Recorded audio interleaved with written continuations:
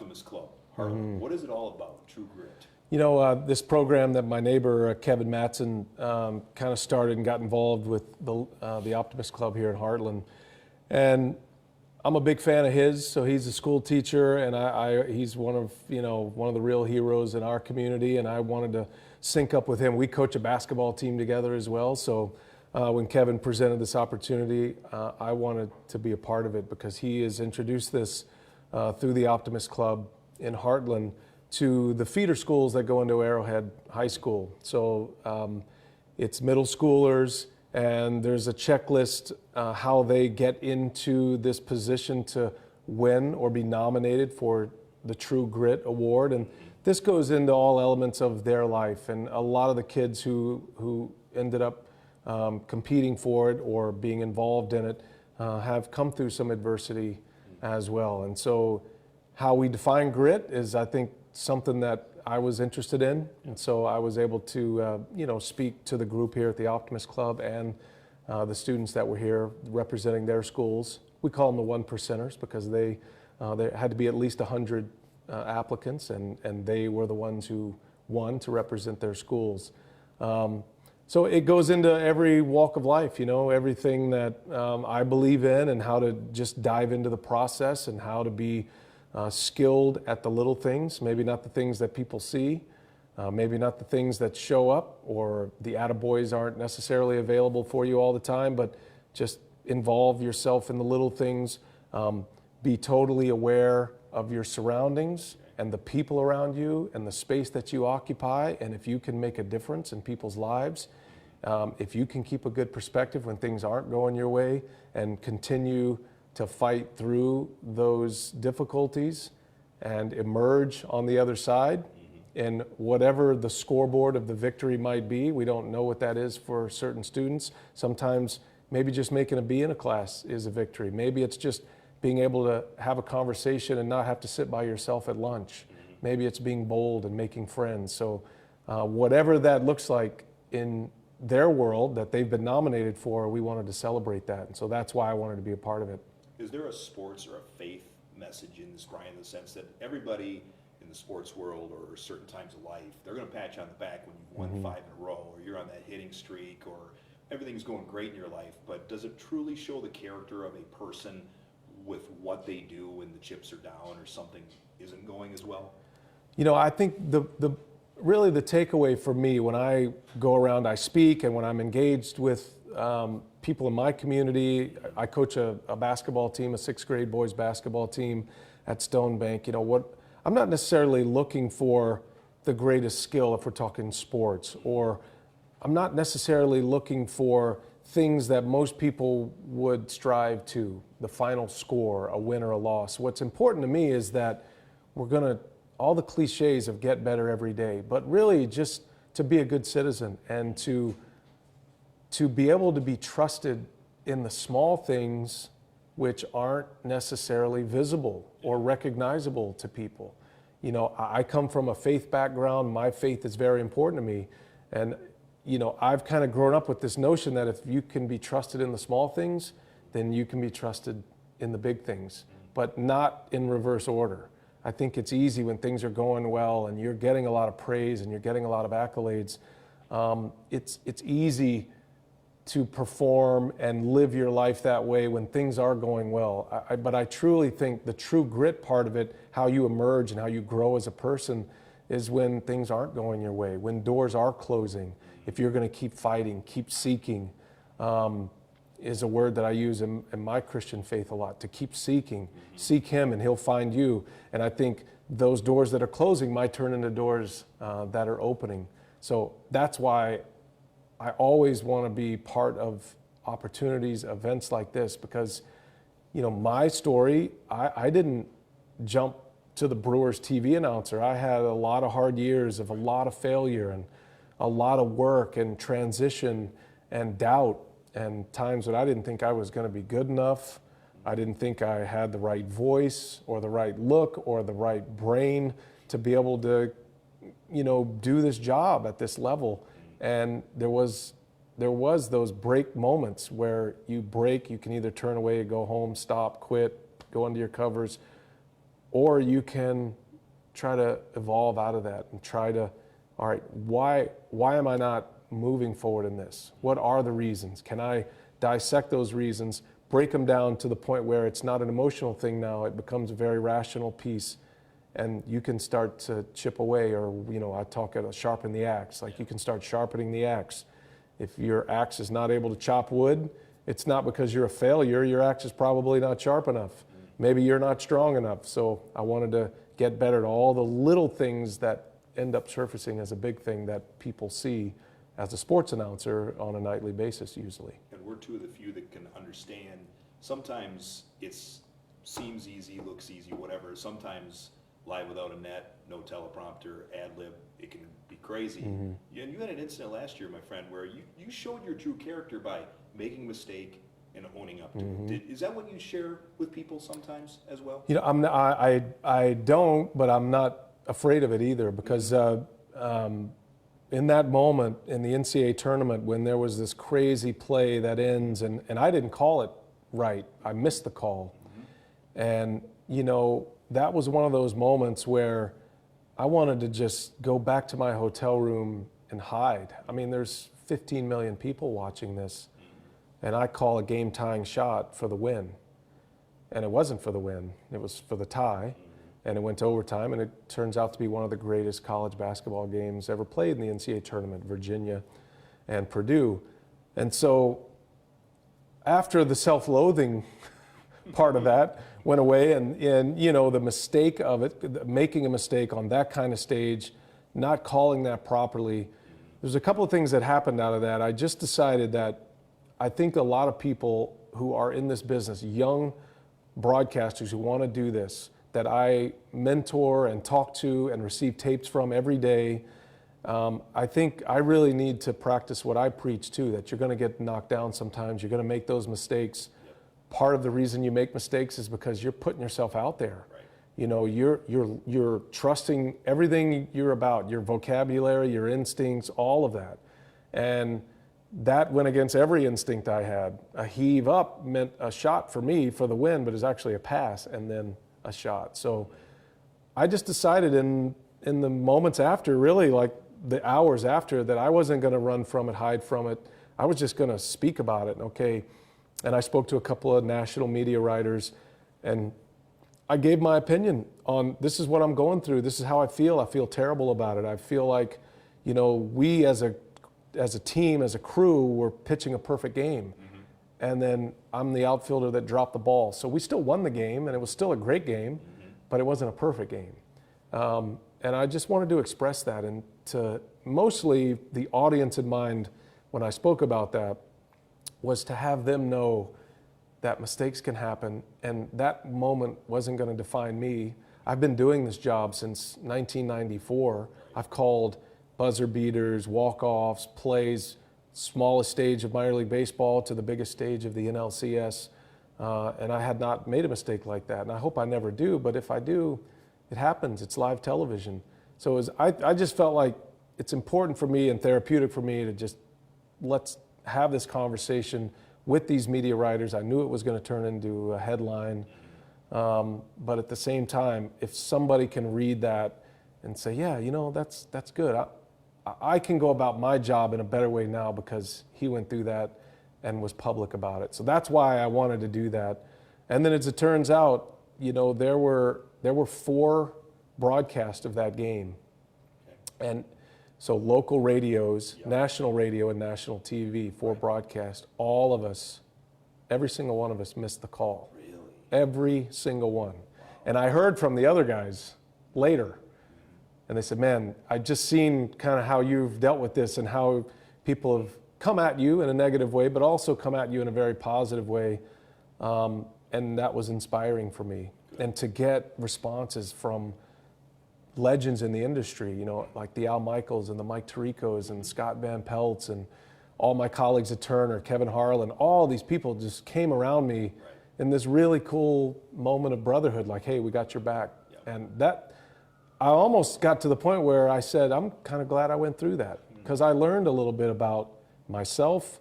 Some of the things that were said to me, you only hear if you're listening from above at your funeral. So thank God I didn't have to die to hear all those things. But yeah, I mean, that's kind of, I've always existed that way. And then, again, from a faith perspective, I think the Lord put me in a position to where, like, let's see if you're going to practice what you preach. Well, for another funeral comment on your behalf, you're a humble guy. You're human, you're real, you proved it, and I think that's why you're one of the best, is because, you didn't hide from it, you accepted it, you rolled with it, and that's what makes you, you're perfect 99.9% of the time. You know what I mean? Yeah. I don't know. Those things happen. I would disagree with everything you just said right there, Rich.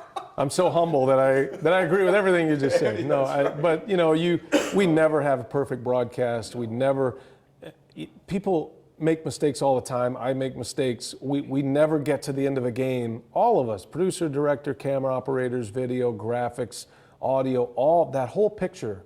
Every one of us at the end of any game on any given night during the Brewers season or any other national television schedule, we don't feel like we nailed it. We feel like, man, we were there and that was really good, or even with the feedback, if it's good feedback. But you never really get there. And that's something Ernie Harwell, the great Ernie Harwell, the Hall of Fame announcer with the Tigers, he used to say, there is this element that you're never going to have a perfect broadcast. And that's actually a good thing, because if you have a perfect broadcast, you might as well quit. If you have a perfect day on the job as an accountant, or if you're practicing law, or if you're a sportscaster, we're not going to nail every inch of it, but we're doing the best we can. So did we put in the effort? Did we shortchange the audience? Did we prep? Did we do our homework? All the things that I need to do to perform my job. Did I do all that? If I can check off all those boxes, then I can sleep at night saying I gave it my all here. That's a cliche, but I gave it my all, and we'll go get them tomorrow. Well, I'm working with Harlan in the preseason. I think he's already, mid-season form in the preseason, and yet, you realize that you got the earpieces in, you realize we all make mistakes on a live, network broadcast, so that happens. And then speaking of broadcasts, NBA All-Star Weekend, what does it entail for you? What is it like for you, Brian? It'll be my first NBA All-Star Weekend since I was a handheld cameraman in San Antonio in 1997. I ran camera for the local, and it was in the Alamo Dome. Brent Barry won the slam dunk contest, who's now a great friend of mine, former partner of mine. So this is great. I've been on the NBA circuit with TNT, Turner Sports, calling NBA games and playoff games, but the playoff group has been pretty tight. And this year I'm gonna be there for the Rising Stars game on Friday night. So that's great. Unfortunately, the Bucks are so old that there aren't any first or second year players that are there, although I think Dante DiVincenzo should be there, and I'm on a full campaign to get him there. But we'll be at the Rising Stars game. I'm working with Miles Turner and Donovan Mitchell. Nice. So these are current players that are going to be my partners. So we're going to introduce them to the world of television. Jared Greenberg is our reporter, and I'm looking forward to it. I can't wait to get into a scene like that in the NBA. I think they do a great job with their All-Star game and their All-Star weekend. And I'm looking forward to just kind of diving in, experiencing it all. And as you know, these games turn into a little bit of street ball back and forth, which creates some awesome dunk opportunities and great passing and three-pointers. And so there's great moments to call for a play-by-play announcer where you can get loud and raise your voice and, lose your mind a little bit. So you wondered if you could ever do this job, and now people wonder if the Brewers could ever have an announcer after you, because you do that solid, smooth of a job, Brian. And I'm serious. Like with pitchers and catchers reporting, whatever, people immediately think to you, think to Uke, they think to Rock, they think to all you guys, Jeff. Yeah. I mean, you guys are the voice tracks of summer, but people always say, man, Brian, every summer I listen to that voice and I love it. What does that mean to you to be that ingrained into this community when you're, bless your heart, you're from Texas? If I can use a Texas term. I am from Texas. I can't believe I still live here. No, I've been here. This will be my 14th season with the Brewers, and it takes me back a little bit, when especially teenagers now, they'll come up to me and they'll say, I've grown up listening to you.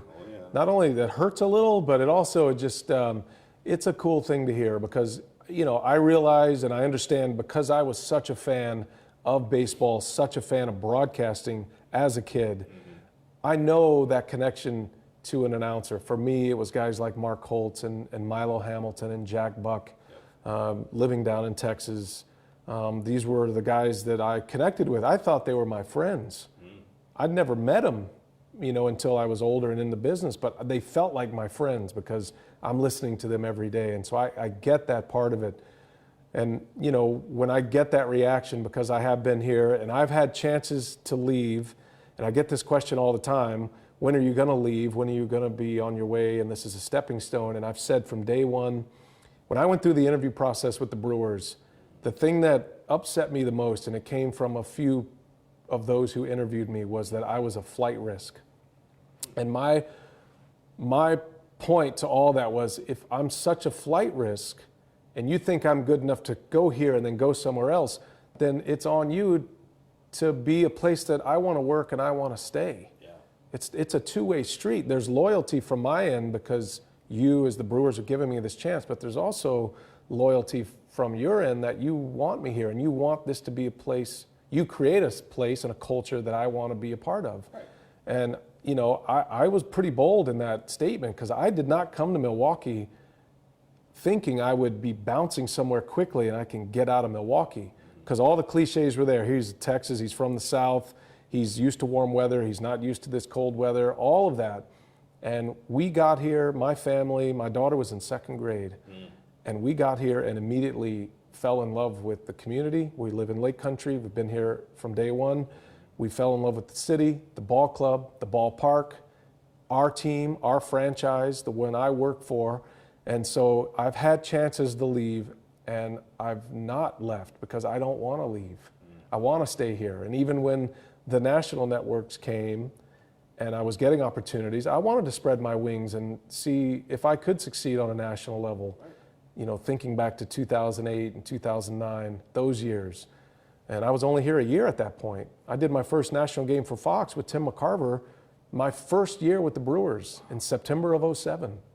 And so I always wanted to, yes, test those national waters to see if I could do it and see if I could continue to grow as a broadcaster, but never in my mind did I want to leave Milwaukee. And it's to the point now where Turner Sports has been able to work in concert with the Brewers, and they've actually had communication, kind of this triangle of communication that we like him, you like him, he likes both of us. Let's try to make this work. And I give everybody a lot of credit, but it's the way I've always wanted to do it because I want to be connected to the local team, the Brewers. It's my team. Yeah. But I also want to do national games, and I like calling games in the NCAA tournament and the NBA playoffs and in front of 20 million viewers. I mean, that's a cool thing for somebody in my position to achieve. So frequent flyer miles, you get some big deals? A lot of frequent flyer miles. Yeah, you stack them up. A lot of people in my family are starting to ask for those frequent flyer miles. Yeah, you have miles. Why don't you just fly me to Florida? So I feel like my frequent flyer account gets emptied really fast all the time. Have 1 million miles, right? 500,000. So many. I think I have 300,000 miles right now. It's not a badge of honor. You know when they send you that like that platinum status, yes. It's kind of depressing. It is. I don't want to. You know, I appreciate that, Delta, but I'm not going to put that on my backpack. No. The other thing I was going to ask, my friend, is special dispensation, because I know you've done stuff for the Golf Channel, Turner Sports, PGA Championship. Can we get you to do a little NBC Ryder Cup stuff? Of course, you know the terrain. I would love to do NBC Ryder Cup. I'm not sure they'd have me, but I do miss golf. That is one thing that I love doing. Before I came to Milwaukee, I was working at the Golf Channel. Yeah. And I love that gig. I love that gig I went from a 15 handicap to a 3 in the 4 years I was with the Golf Channel. Wow. So my Q rating went up with all the guys that I play golf with. And so I love to play, I love the sport. And I couldn't be happier that these big events have found Wisconsin. It happened before I got here, but I always knew about Wisconsin, certainly Whistling Straits. And then in our community in Lake Country, we're not too far from Erin Hills, which is one of the greatest golf courses in the world, not just in the United States, but it is a legendary venue. Whistling Straits is a legendary venue. And I love that the national golf scene taps into Wisconsin every couple of years, and it's going to be that way. Erin Hills, I'm certain of it. They're going to get another U.S. Open. They're going to get women's opens, senior opens. They're going to get big events, and Whistling Straits is going to continue in that rotation as well. So this is a golf mecca in Wisconsin. It's a sleeper golf mecca, but the people in the industry know what it is. The players love it. Man, I would love to be part of the Ryder Cup coverage. Unfortunately, I'll be doing Brewers baseball. So we'll be in the host role for all the golf people that are coming down to sit with us. Right when they're stretch runs, that's right, so to speak. And the final thing is, you've had his foray into the WWE. There's got to be something that you just sit there and go, I really want to do that at some point. No? That is the one thing I would. No, there's a lot of things I wouldn't do. I wouldn't do Premier League soccer or any soccer. Okay. I wouldn't do wrestling. Okay. Even though I think Uke kind of set the standard for that. He's in their Hall of Fame, and that needs to be left at that. I was a huge wrestling fan as a kid, though. I was like a big Von Erichs fan. They were all from Texas. Yeah. Oh, yeah. So, but no, there's no chance I'm going into that. We have the AEW at Turner Sports, you know. So, you can get in so there. AEW's. I read those promos very emphatically during the games. I'm thinking Texas Brian, Oklahoma JR. There you go. Yeah, I can't see it. Built-in gimmick right there. No, I can't do it. I'm not into it. I don't know how I would survive in it. I wouldn't mind Andre the Giant type figure, like putting his hands around my neck and creating a meme now. Is that right? But is there anything you haven't done that you just would be like, you know what, that would be cool to do one time? No, because most things I haven't done, I don't want to do. So, like I said, I would never do hockey. Okay. I have no understanding of that at all. I love the sport. I'm totally in when I go see hockey. I wouldn't do soccer, even though I did Big 12 women's soccer Final Four for a couple of years. Interesting. But I wouldn't do it at a professional level.